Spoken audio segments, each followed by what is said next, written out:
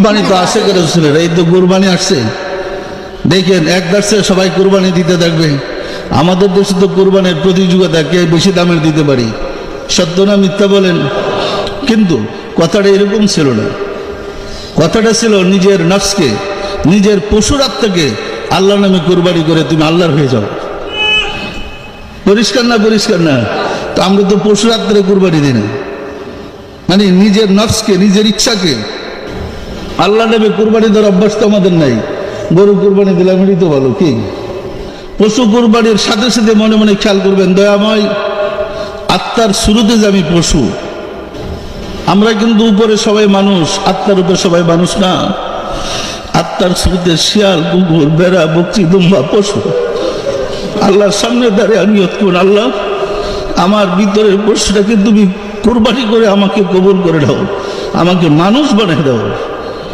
সম্মানিত আশিক রাসূল, কুরবানির মাধ্যমে বান্দা আল্লাহর সাথে মিশে একাকার হইতে পারে, আল্লাহর নৈকট্য লাভ করতে পারে, যদি সেই কুরবানি নিজের ইচ্ছা আল্লাহর ইচ্ছায় কুরবানি হয়।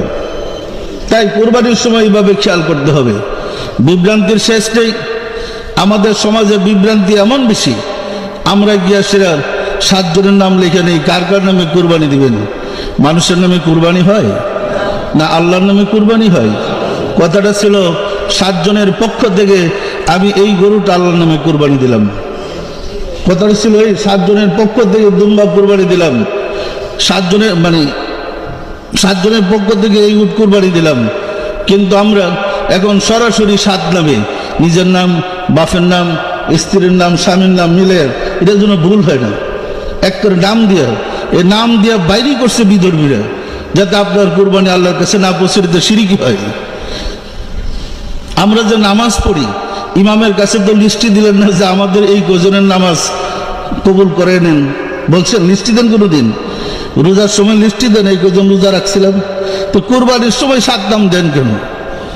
তাহলে ইচ্ছাকৃত বিপদগামী করার একটা কৌশল।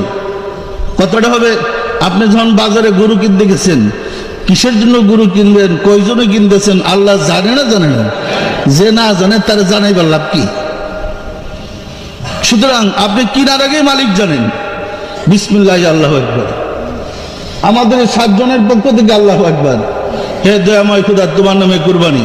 এইভাবে কুরবানি করতে পারবেন নাকি হুজুরের ভরসা বয়ে থাকবেন যে হুজুর জবাই করে দিয়ে যান?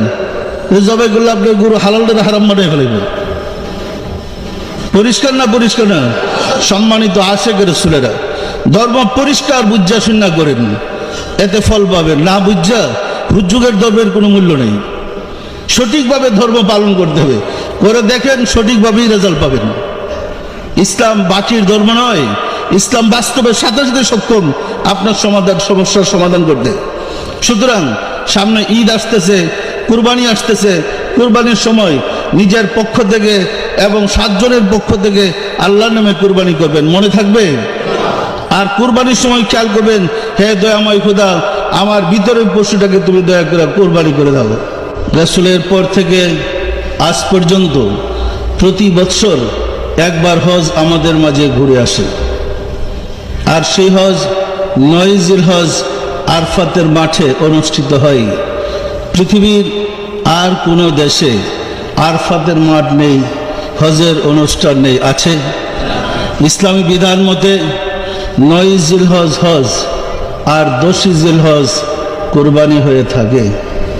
9 জিলহজ আরফাতের মাঠে হজের অনুষ্ঠান উদযাপন করার পরের দিনই 10 জিলহজ ইসলামী বিধান মতে কুরবানি হওয়ার কথা ছিল। আমাদের দেশের যারা হজ করতে যান, এমনকি সরকার প্রধান, ধর্মমন্ত্রী যদি হজ করতে যান, তারা আরফাতের মাঠে 9 জিলহজ হজ অনুষ্ঠান শেষ করে মিনা বাজারে গিয়ে পরের দিন 10 জিলহজ কুরবানি দিয়ে থাকেন। কিন্তু বাংলাদেশের বিধান হয়েছে, হেলাল কমিটি চাঁদ না দেখা পর্যন্ত বাংলাদেশে কুরবানি চালু হবে না। এখন বাংলাদেশের হেলাল কমিটি বাইতুল মুকাররমের কয়েকতলায় বৈশা চাঁদ দেখা এখানে কি আরফাতের মাঠ বানাইতে পারবে? হজের অনুষ্ঠান বানাইতে পারবে? হজের সাথে কুরবানির সম্পর্ক, চাঁদের সাথে তো কুরবানির সম্পর্ক নেই। হজ নাই তো কুরবানি নেই। হজ হইলেও তারপরে কুরবানি হবে। পরিষ্কার না? পরিষ্কার না? এখন দেখেন ধর্মে আমরা কত গাফেল। ধর্মের সম্বন্ধে না জানার কারণেই বিভ্রান্তির সৃষ্টি হয়েছে।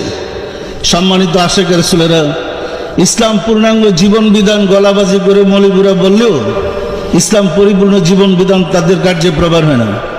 ইসলাম পরিপূর্ণ জীবন বিধান হলে ইসলামের মুসলিম ক্যালেন্ডারটা গেল কোথায়? নির্ভর করতে হয় লোকনাথ ডাইরেক্টরি, নবযুগ ডাইরেক্টরি এবং ইংরেজদের ক্যালেন্ডারের উপরে। মুসলমানদের চন্দ্রবর্ষের গণনার ক্যালেন্ডার গেল কোথায়? তাহলে কি ইসলাম পরিপূর্ণ জীবন বিধান ছিল না? ছিল। মূর্খদের কারণে, অজ্ঞদের হাতে ধর্মের দায়িত্ব আসার কারণে সেই ইসলাম দূরে সরে গেছে।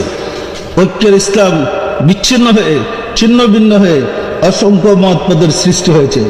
সম্মানিত আশেখ রাসূলেরা, হযরত উমরের খেলাফতকালে ইসলামিক ক্যালেন্ডার সর্বপ্রথম সৃষ্টি করা হয় হযরত উমরের খেলাফতকাল থেকে। যখন ইসলামের পরিধি আরবের বাহিরে ছড়াই পড়েছে, তখন থেকেই চিঠিপত্র লিখতে গিয়ে তারিখের প্রয়োজন হয়েছে, তো অফিসিয়াল কাজকর্ম করতে তারিখের প্রয়োজন হয়েছে। তখনই মুসলমানরা উমরের খেলাফতকালে হযরত আলী, হযরত উসমান তাদের উপস্থিতিতে, বিশিষ্ট সাহাবায়ে কেরামদের উপস্থিতিতে রাসূলের নির্দেশ মোতাবেক পঞ্জিকা তৈরি করেছিলেন, যাকে বলা হয় চন্দ্রবর্ষ পঞ্জি। সেই মোতাবেক উমাইয়াদের খেলাফতের পূর্ব পর্যন্ত সাহাবাদের খেলাফতকালে মুসলিম ক্যালেন্ডার এক নিয়মে পরিচালিত হয়েছিল। উমাইয়ারা ক্ষমতায় এসে সেগুলোকে ধ্বংস করে দিয়েছে, যেমন ধ্বংস করেছে রাসূলের স্মৃতিসমূহকে।